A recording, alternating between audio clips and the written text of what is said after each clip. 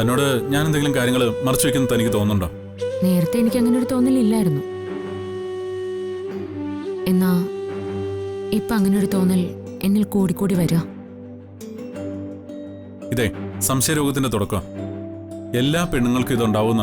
സംശയരോഗം പെണ്ണുങ്ങൾക്ക് മാത്രമല്ല, ആണുങ്ങൾക്കും ഉണ്ടാവും. പക്ഷെ ഇത് അതൊന്നുമല്ല. എടോ, തനിക്കിതെന്താ പറ്റിയേ?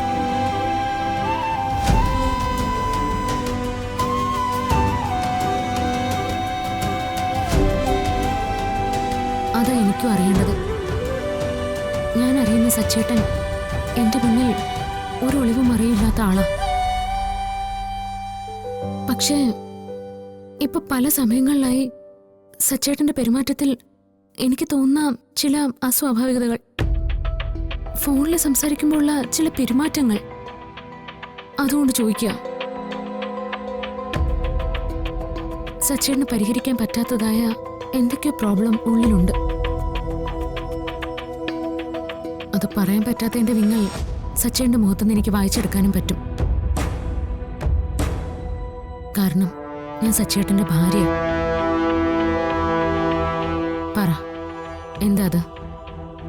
എടോ, അങ്ങനൊന്നുമില്ല.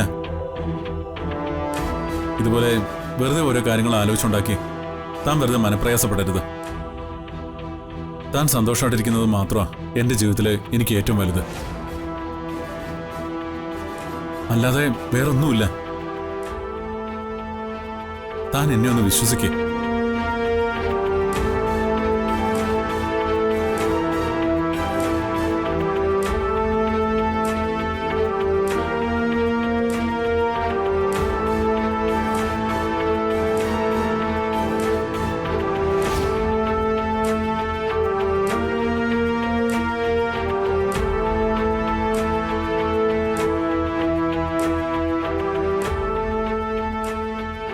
എന്ന് ഞാനൊരു കാര്യം പറയട്ടെ? പറയ്. നാളെ രാവിലെ തന്നെ നമുക്ക് പെരുവണ്ണാപുരത്തെ അമ്പലത്തിൽ പോണം.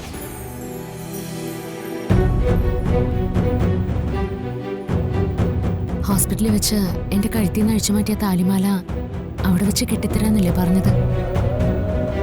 അതെ, ഇനി എനിക്ക് വെച്ച് നീട്ടാൻ പറ്റില്ല. ആ താലിമാല കഴുത്തിലില്ലാത്തോണ്ടായിരിക്കും എനിക്ക് ഓരോ ഇൻസെക്യൂരിറ്റീസ് ഒക്കെ തോന്നുന്നത്.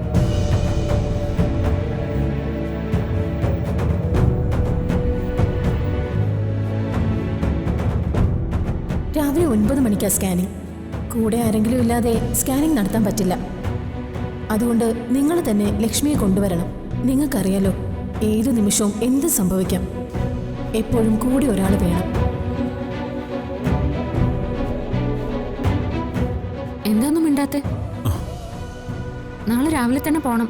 അതിലൊരു മാറ്റവും വരുത്താൻ പറ്റില്ല. ആ താലിമാല എനിക്ക് തരുന്ന ബലം അതൊന്ന് വേറെ തന്നെയാ.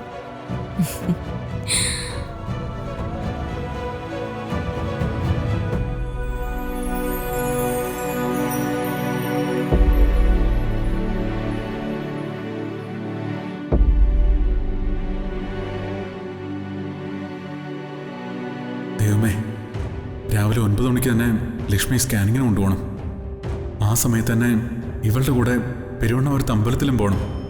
അപ്പം എന്താ ചെയ്യുക?